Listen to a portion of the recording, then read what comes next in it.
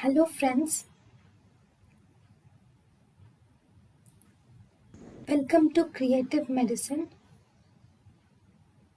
In this lecture, we will learn about Now, radioactive iodine therapy in the Graves' disease.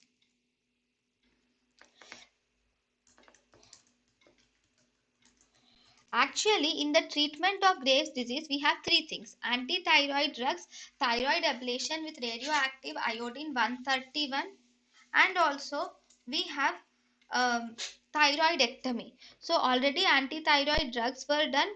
Now, radioactive iodine therapy in Graves' disease. In radioactive iodine therapy, we use the drug iodine 131. This iodine 131 will emit both beta rays and it will also emit the gamma rays. Now, what are the advantages of using this radioactive iodine therapy? The main advantages of using radioactive iodine therapy is, if you use the radioactive iodine therapy, obviously this radioactive iodine therapy will destroy the complete thyroid gland, and because it destroys the thyroid gland, so obviously the surgical procedure can be avoided by using the radioactive iodine therapy. So the risks of the surgical procedure can also be avoided. Then this radioactive iodine has less or reduced treatment costs. The treatment costs are also less in radioactive iodine therapy, and there is ease of treatment. Treatment is easier when compared to surgery, because surgery procedure is difficult and it is a risky procedure when compared to radioactive iodine. So it is easier to treat and it is reduced. Overall treatment costs were reduced, and it also avoids the surgical procedure in radioactive iodine therapy. Then, what are the disadvantages of radioactive iodine therapy? In the disadvantages of radioactive iodine therapy, here in radioactive iodine therapy, this can sometimes progress to Graves' disease also, because radioactive iodine therapy can, when you give radioactive iodine therapy to a Graves' disease patient without ophthalmopathy, then the patient might progress to Graves' disease also. There is small increased risk of goiter is seen. The patient will have a small increased risk of goiter. There can be increased risk of thyroid cancer, and increased risk of hypothyroidism is also seen with radioactive iodine therapy. Sometimes there can be increased risk of overall or cardiovascular mortality is also increased. So mortality is also increased with radioactive iodine.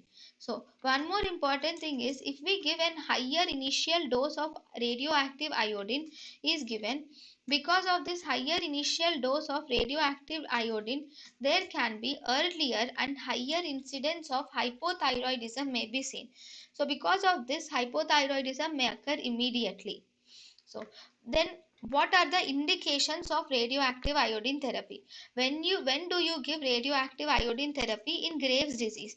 In Graves' disease, radioactive iodine therapy is given mainly in elderly patients with small or moderate sized goiters. If there is small and moderate sized goiters, and in older patients, we give radioactive iodine therapy.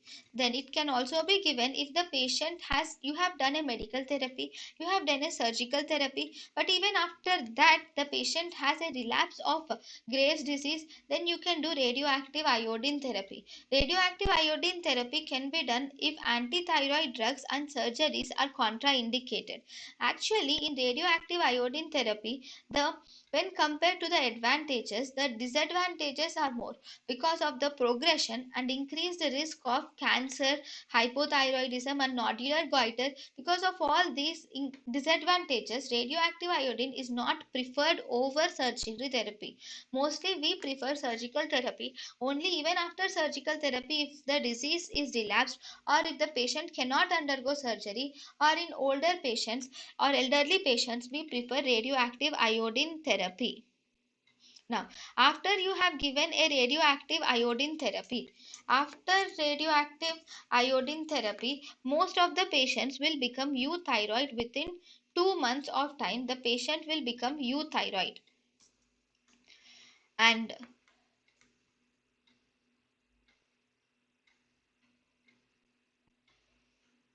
and only 50% of the patients,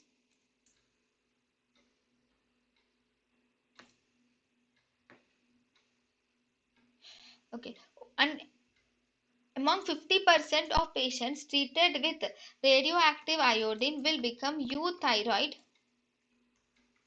after treatment. After treatment, sorry, only 50% of patients will become euthyroid 6 months after treatment.